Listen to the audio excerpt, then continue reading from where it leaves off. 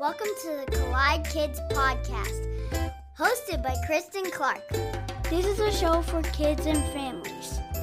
You are going to meet new people and have fun while you listen. Let's do it!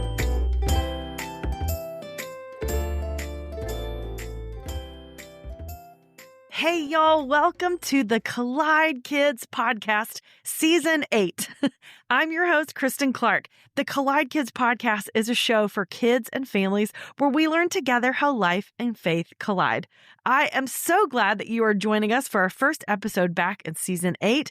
Oh, man, it has been such a long time, and I do apologize for that. We've had a lot of fun things and a lot of crazy things and a crazy busy schedule and a few bouts of the stomach flu. And you know what? Sometimes good things are better when you wait for them. So I hope to bring you something good today. I'm so excited about this new season, and I can't wait for you to hear all the amazing guests that I have this month and coming very soon this season. So stay tuned. Make sure you're subscribed to this podcast on your favorite podcast app and on our YouTube channel. That's where you're going to see a lot of cool stuff. Well, I have a fun new segment I can't wait to tell you about. We're calling it Let's Talk About It. It's a fun segment where we will ask 3 questions. They might be silly or imaginative or heartfelt or faith-filled. And it's just to spark some great family conversation with parents and kids. So stick around to the end of the interview for that segment. Now, this does mean we're going to move the kids only segment. We're not getting rid of it because it's my favorite. I'm telling you, it's my favorite segment to see you guys send in your videos and audio of you telling jokes and singing songs. So we're just going to move it to our YouTube channel. So if you want to be on the kids only segment, that's going to be only on our YouTube channel. So you can still send all those Bible verses and jokes and songs and stories to me, and then you'll be featured on a YouTube video version of this episode. I can't wait to see what you want to send me, and I can't wait to hear about you guys having great family conversation during the Let's Talk About It segment. Well, if you're not subscribed to our newsletter, I hope that you will take some time to do that. Head over to the website, collidekidspodcast.com, and you can subscribe to the newsletter right there where you'll get all the information about upcoming episodes and giveaways and fun recipes and activities.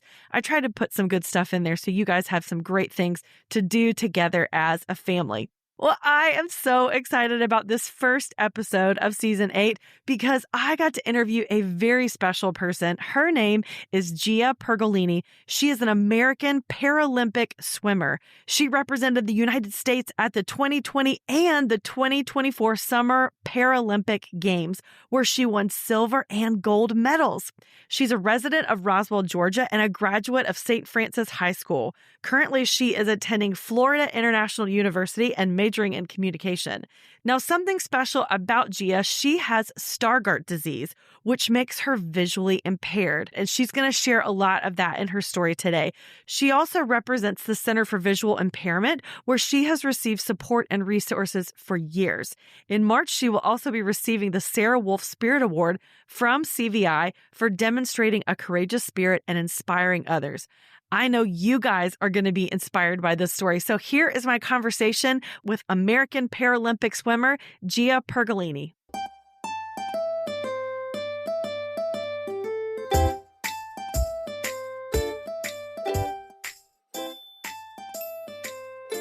Gia Pergolini, I am so honored to have you on the Collide Kids podcast today. Yes, thank you for having me. Would you just introduce yourself and tell us a little bit about who you are and what you do? Hi, my name is Gia Pergolini. I am a Paralympic swimmer. I've been doing swimming since I was 13 years old, and I was born and raised in Roswell, Georgia, and I'm currently 20 years old at my junior year in college, so figuring out life right now, but in the meanwhile, I've been swimming my heart out and talking to amazing people like yourself. Oh, thank you. That's awesome. Now, where do you go to college? I go to FIU, Florida International University in Miami. But right now, for my junior year, I'm online. Okay. Staying in Georgia and then maybe go back to Miami my senior year. But right now, I'm being with family and training in Georgia right now. That's really cool. I did online school, and so I know how that is and how Yeah, it's really nice to be able to still be in my pajamas and, learn. Yeah, so that's great that you get to do that. Although I did miss some of the interaction, like with fellow students. That's tough. But definitely being able to sit in my pajamas was very nice. Okay. Well, I am really excited to talk to you, especially about the Paralympics. I think this is so cool. But before we do that, because this is a show for kids, I always ask my guests to tell me a joke. So do you have a joke for us today? Yes, I do. It's a really cheesy dad joke, but okay. I love those. What is a pirate's favorite letter? Ooh, is it R? C. You got me. It's C. That's true. I like that one. That's a good one. And it's a water joke. Very good. Very good tie-in to what you're doing. That's awesome. Yeah. Okay. So first tell me how you got started in swimming. What is it about swimming that you love?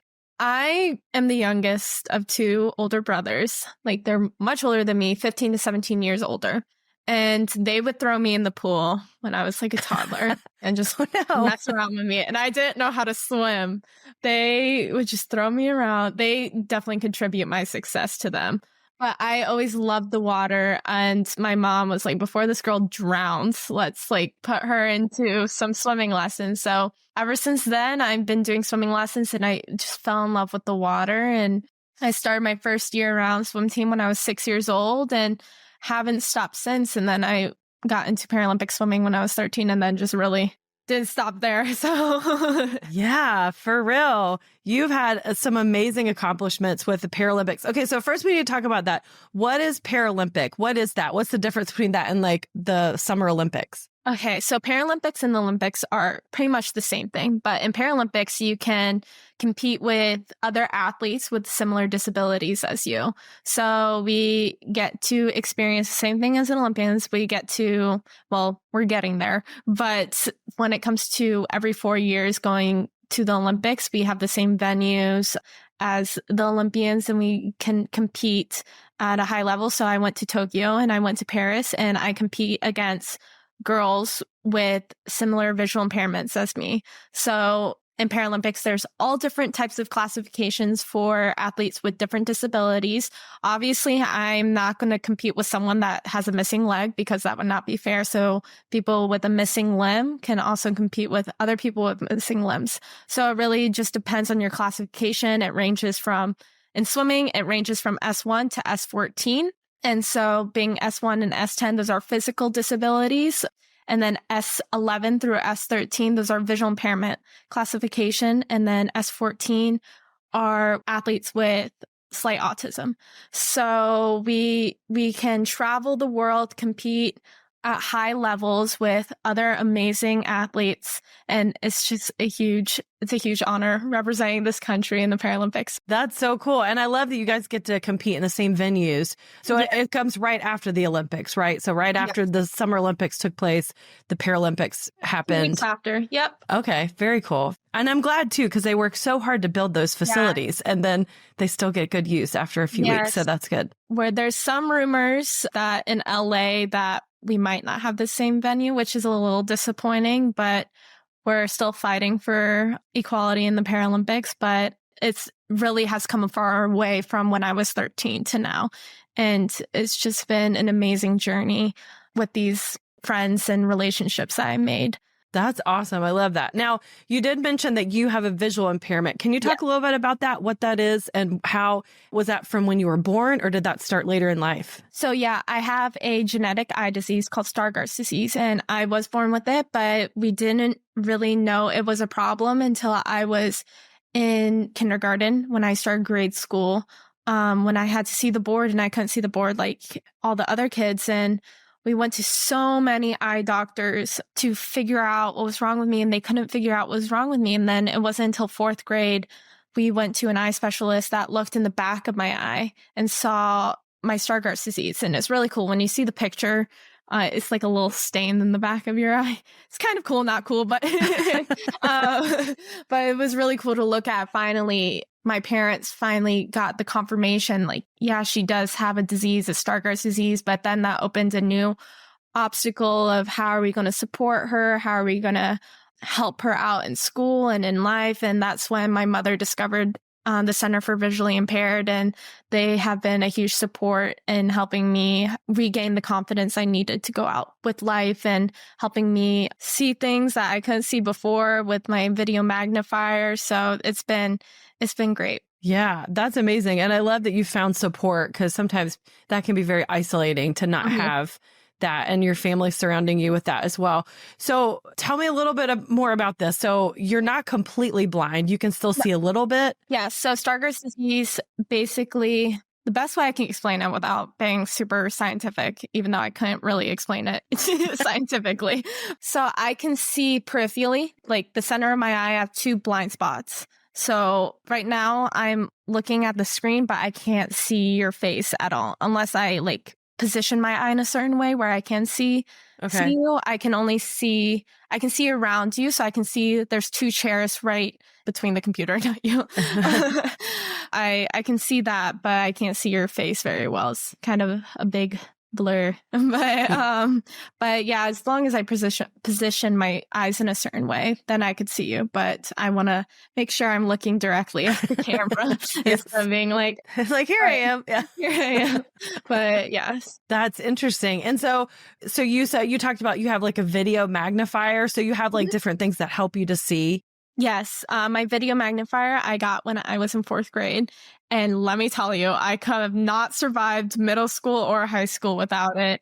It's super portable. You can fit it in your backpack. It was so nice. It was like a computer, and you just whip it out and you put it on a piece of paper, and it'll zoom in, and you can change the contrast or zoom in and out. And it was really great because it was really small. And being in middle school and high school, there was my own insecurities that I've had with my vision. It was like a computer. It made me feel very comfortable in the classroom. I didn't feel like there were eyes on me all the time of especially younger kids in middle school. Yeah. You're like, what is that? But no, it's been a huge support for me, and it's definitely helped me succeed academically. That's great. Because I think a lot of times we assume that people with disabilities, they need their own space or their own classes and things like that. But it's so helpful for you to be able to be included with everyone else, right? Yeah. I wanted to be included with everyone else. Me personally, I like being in that environment, and being able to answer questions in the classroom was really nice instead of being separated from everyone else. So how does that work with your swimming? How do you overcome this visual impairment while you swim? We'll be right back after this. You know, raising kids in the digital age isn't easy, but Bark Technology makes products that help parents keep their kids safe online and in real life. They have an app, a phone, and a home device that lets families set parental controls on their internet-connected devices. I love the app because it helps us manage screen time and blocks websites and apps we want our kids to avoid. It also sends alerts and gives us the ability to monitor texts and social media, and even track your child's location. Visit bark.us to learn more about how you can keep your kids safe online. Use the code COLLIDEKIDS to get 15% off your subscription of the Bark app.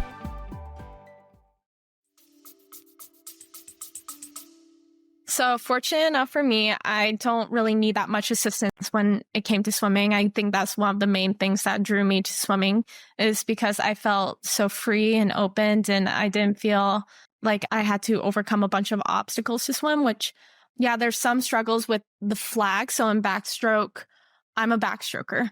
Okay. And to figure out when you're near the wall, because you're swimming on your back, you can't see the wall. There's these flags that indicate where you are in the pool. And so when you see the flags, that means you're 3 strokes from the wall. So you take 3 strokes and you flip. Now, sometimes I can't see the flags. No. It really depends on the lighting, the pool vent. There's so many factors that can go in with my vision to help me see the flags or not. Majority of the time, I can see the flags. I just need 50 goggles on hand with different shades and different tints to determine if I can see the flags or not. Okay. So I usually have those on hand, but that's kind of the only thing that I have a struggle with when swimming. Other than that, I'm a pretty able-bodied swimmer. I went to a D1 college for swimming, so I didn't really need assistance. Like, there's some people in Paralympic swimming with visual impairments that need tappers to indicate if they're close to the wall. So it's like a big stick with a pool noodle head on the end, and you tap the person's head when they're close to the they don't crash, right? So they don't crash. So sometimes other athletes need that, but I don't need that. It's really great for me because swimming, I don't need a lot of assistance, which I appreciate. I can't see the clock, so I can't see if my times are good or not unless I get out of the pool and ask someone. Right. You have to find out. And then I find I'm like, ooh. So what has been your best time so far? Yeah, in 2021 Tokyo, I did the 100-meter backstroke, which is my best event, and I went a 104.64, which was my first time going under 105 because I was stuck at 105 for the longest time. I went 105 at prelims, 105.5, and I was like, are you kidding me?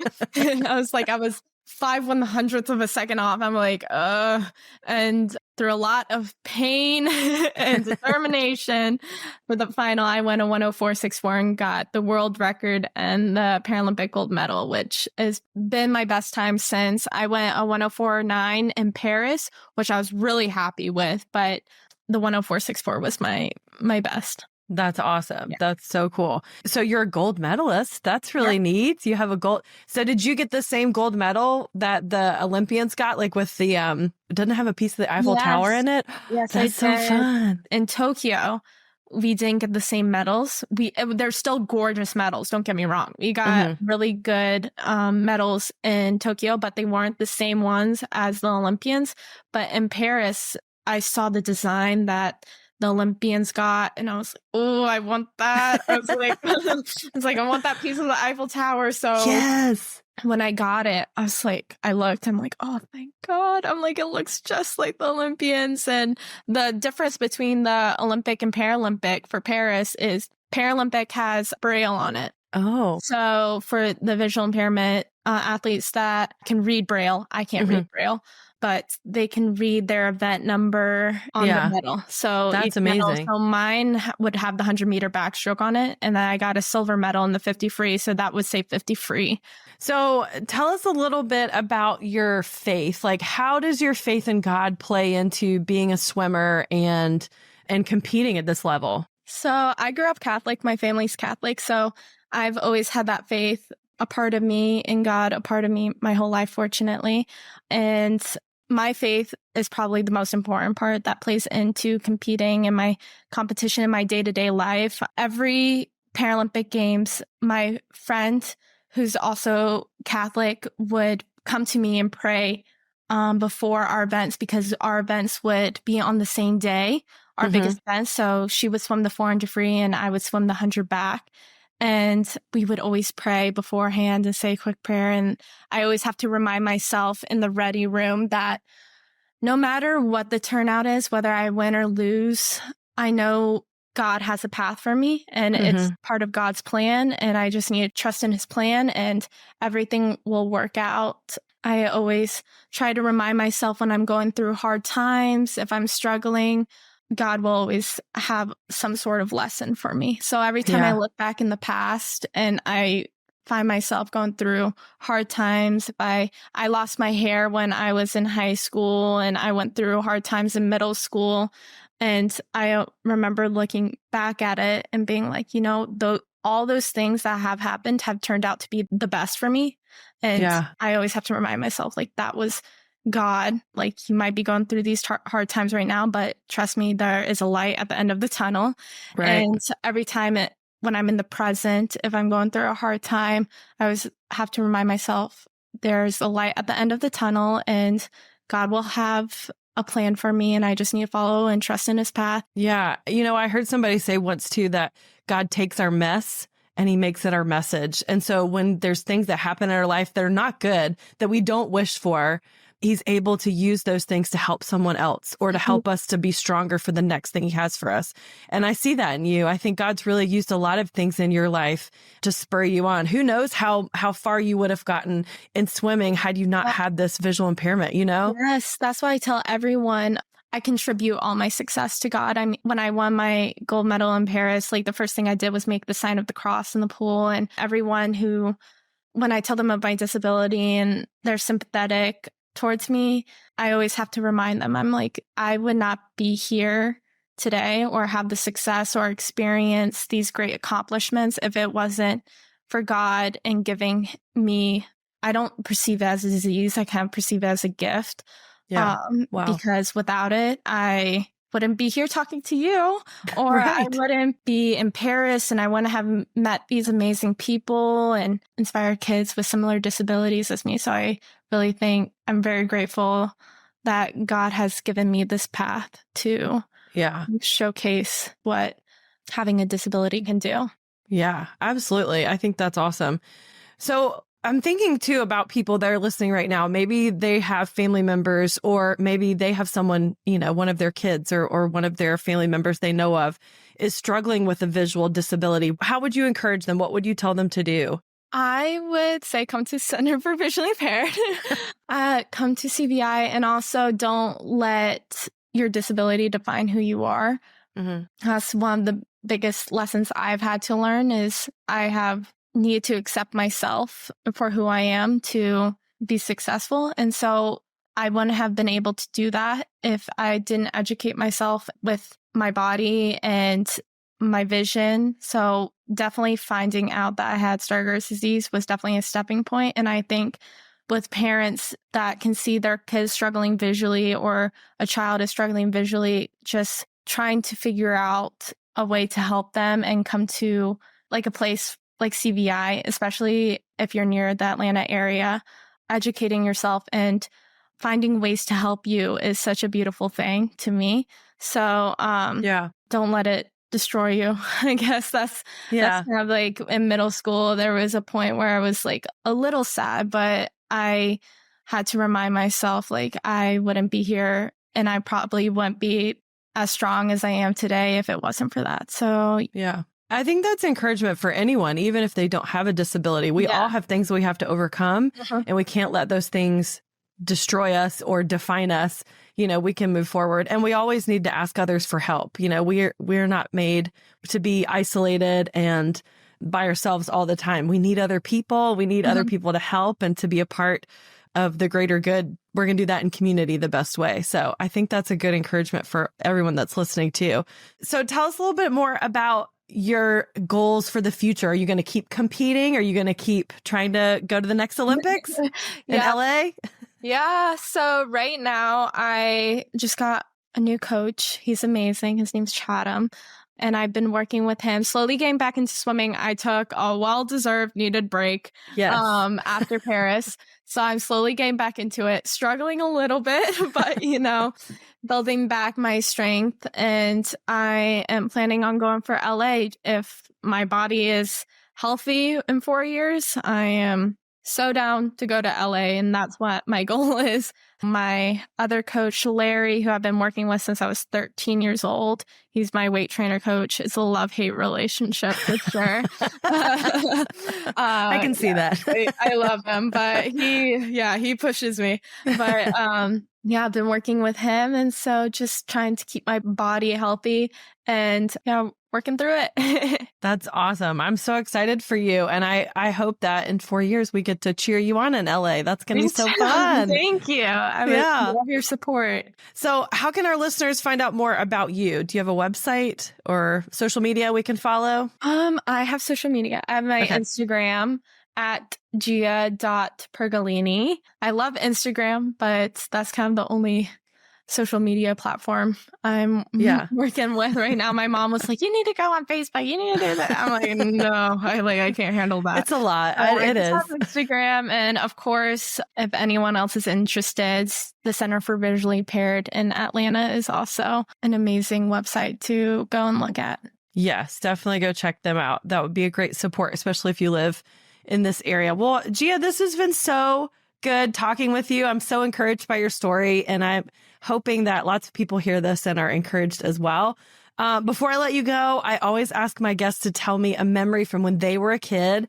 So aside from your brothers throwing you in the pool, what memory you want to share with us today? Oh my gosh, this is shows my personality a little bit, but I was really feisty little fourth grader.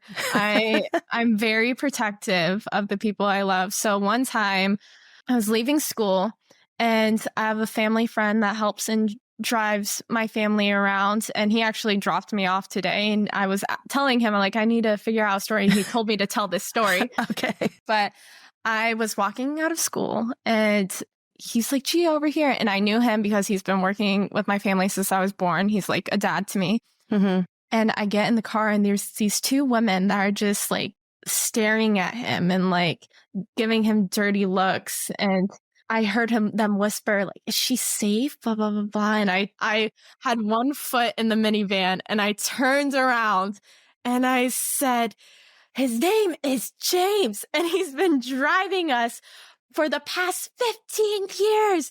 And I turned back around and James was like, oh my God. And he closed the door. He's like, Gia, it's fine. And I was like, they need to get a life. And so he's like, Gia, it's okay. Yeah. And I'm very protective over people I love. And I'm the only one that's allowed to make fun of him. So I love that. Yeah, I love James. And then he drove me home and then immediately calls up my dad and says, never let me mess with that girl ever again. She is scary. And those women will never question that again. Like, you're fine. You're fine. Whatever car you get into, I'm sure you're fine. Yeah. Yeah. I'm like, it's poor for the driver, not me. That's right. But yeah, I love that. Say that story. I'm like, okay, I will. That's a good one. Thanks for sharing that, James. James would tell you right now. He's like, don't mess with her. Don't mess with Gia. I love that. Well, Gia, thank you so much for being on the show today. It was great meeting you. Thank you. You as well. I really appreciate it.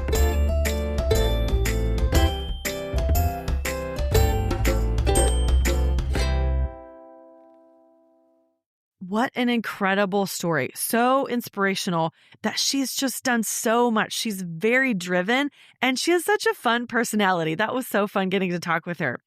She said swimming helped her feel more free and able to do anything without having to overcome issues because of her disability. So swimming became this great thing in her life. I love that she said that she trusted God's plan and she was thankful that God allowed her to go through hard times and struggles and her journey to competing so he could use her to help and inspire others going through similar struggles and obstacles to overcome. Gia considers her disability a gift, and she attributes her successes and experiences at the Paralympics to having a disability because it gave her the drive and the passion to overcome. And I love how she's been able to find so many resources and support to help her overcome her visual impairment. We will link the information for the CVI in the show notes so you can learn more about this amazing organization. Well, now it's time for our family conversation, so let's talk about it. Here are the 3 questions that you can talk about as a family. You can pause after each question, or you can listen to the questions and then talk about them later. Here we go. First, Gia mentioned she does the backstroke. How many swimming strokes or styles can you name? Now, let me give you a hint. There's more than 10. So let's see who in the family can name the most swimming strokes or styles. You have to look it up on Wikipedia to see if you're right. All right, number 2, describe what you think it would be like to win a gold medal. And number 3, what is something you learned from God during a hard situation in your life? I hope those are conversation starters for you and your family where you can learn something new and grow together as a family. Well, don't forget, if you would like to be on the Kids Only segment on our YouTube channel, just head over to collidekidspodcast.com and you can learn more about how to share that with me so that we can put you on an episode. We would love to do that. We need lots of people to turn those in, so please do. And while you're on the website, be sure to sign up for our monthly newsletter. and follow us on social media. I'm on Facebook at the Collide Kids Podcast or on Instagram at Collide Kids Pod, and share today's episode with someone who might need to hear it. And don't forget that a great way to support any podcast is to leave a rating and a review. So if you can just take a few seconds to leave a rating and a review on your favorite podcast app, when you do that, it really does help other people find out about the show. And I always love reading those and hearing what you think about it. And anytime you think about it, I always appreciate your prayer support as well. I hope you guys have a great week. Thanks so much for being back with us.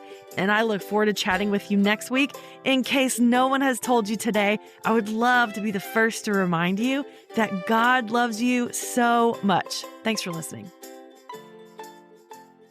You don't have to go very far looking for bad news because somehow it just finds you. So finding peace in the chaos can be really difficult, but it doesn't have to be because the River mobile app exists. The River is a Christian music radio station dedicated to playing music to help you get through life's toughest moments or life's happiest moments and everywhere in between. And all from artists who love Jesus and are real people just like you. Listening is easy. You can download it wherever you get apps from. Just search 1049 The River or listen online at riverradio.com. And know that The River is proud to partner with the Collide Kids Podcast.